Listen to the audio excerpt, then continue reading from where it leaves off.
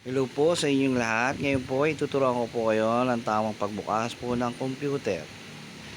Ngayon po ay isasaksak natin. Bago natin isaksak ang AVR, sisiguraduhin po natin nakasaksak na po ang monitor at ang CPU.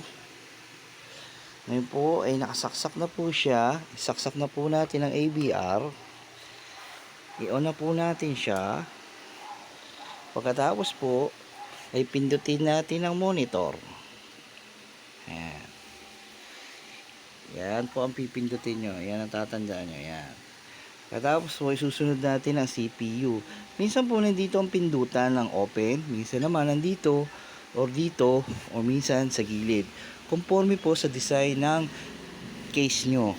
Ngayon po, bubuksan na po natin ang computer. Ayan na po. Hintayin na lang po natin at bubukas na siya. Ayan na po, buwas na po siya. Hintayin na lang po natin ngayon sa monitor.